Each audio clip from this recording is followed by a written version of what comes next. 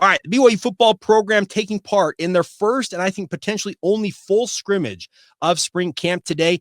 They were originally scheduled to have this on Saturday due to the weather. They decided to go indoors and play on turf. And I know that Kalani Sitake has talked about the fact that you always run the risk when you go live on turf of it exacerbates and can actually enhance injuries if they happen on turf. So BYU opted to hold off for better weather today. It's supposed to be in the low to mid 60s here along the Wasatch Front. So they'll get out to the Lavelle Edwards Stadium and have their scrimmage on the grass today.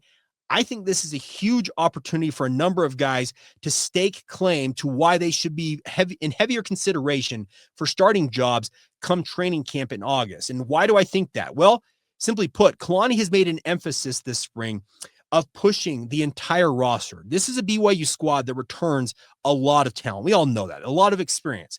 Led by Jake Retzloff, you have experience in the backfield at running back with a guy like LJ Martin. You've got a very experienced wide receiver core led by Chase Roberts.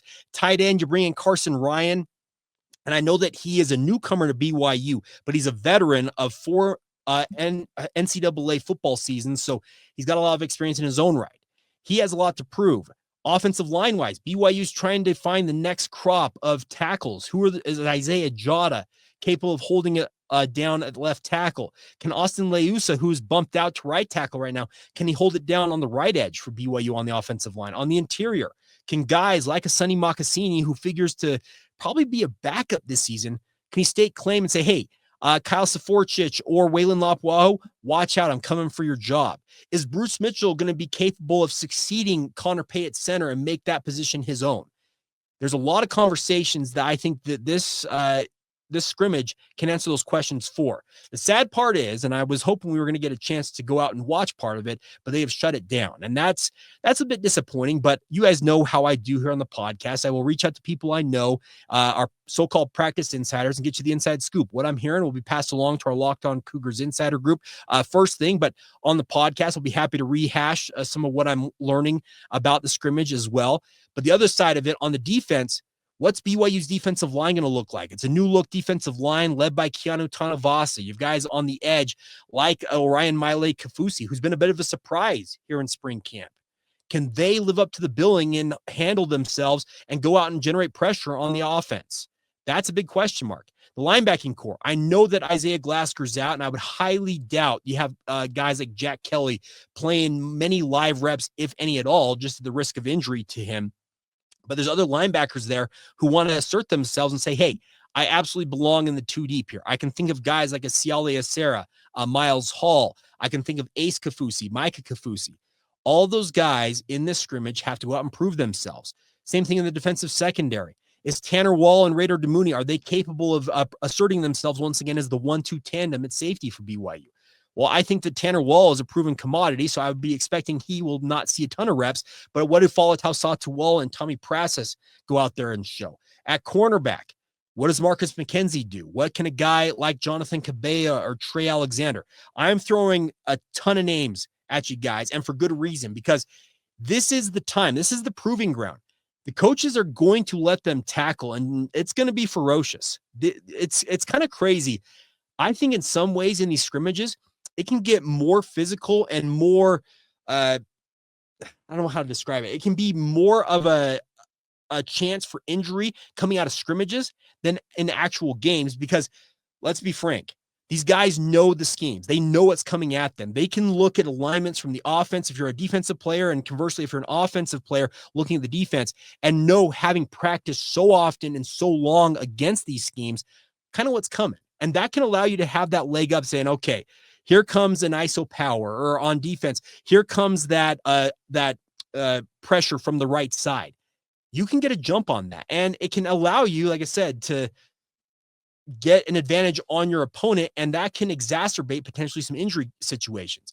It's going to be hard hitting, and that's something that Kalani Sitake, Jay Hill, Aaron Roderick, they have cultivated that into this program. Speaking of it just being a core tenet of this program, they're not here to not hit and not tackle. Kalani has said it. He said the only way we get better at tackling, we get better as a football team, is when we're actually playing the sport of football. And inherent to the tackling and hitting and all the different things that go into the sport, it's a violent sport.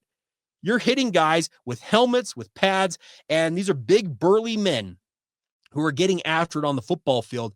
And it's going to be an interesting dynamic, I think, that comes out of the scrimmage as to, okay, could this set the depth chart going into the offseason? Does that set guys up for success or failure potentially when it comes to roster cuts that are coming? That's the other side of this. And it's been a really kind of downer note to think about this, but BYU is carrying 123 guys on this roster right now, and they will have imposed upon them a roster cut down of at least 18 guys to get to 105 man by the start of the first game this fall.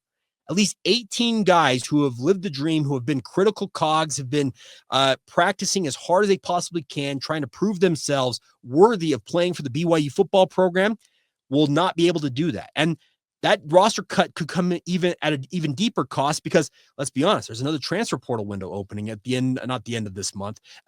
It's the middle of next month. I think it's April 15th, if I recall correctly. It's open for 10 days.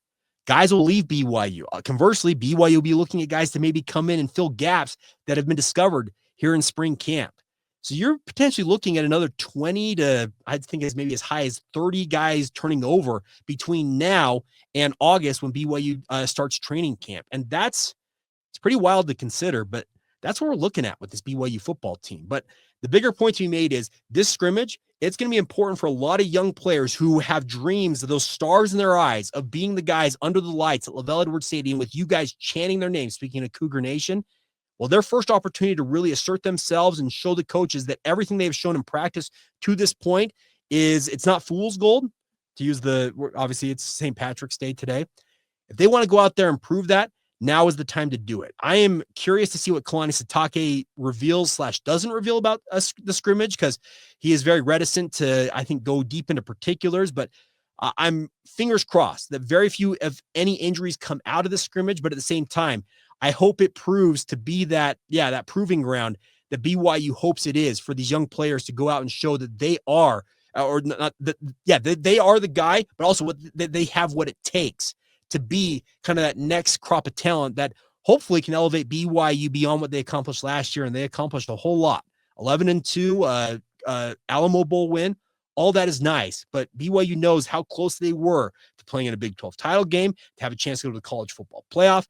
That's all they're still on the table for BYU, and now they got to go out and take it and do it with this new crop of talent. And I think today is a real critical day for BYU football players to show that they are the answer BYU is looking for, to maybe give them that little extra edge to get them over the ledge and on to really the true national scene when it comes to the national championship and the like. All right, that is going to do it for this edition of Locked On Cougars. A big thank you as always for all y'all's support. I always appreciate the comments, good, bad, or indifferent, so keep them coming. Obviously, share this with your family and friends. Tell them it's daily coverage of the BYU Cougars. And as always, subscribe, rate, review, and thank you for being everydayers with us right here on the Locked On Cougars podcast.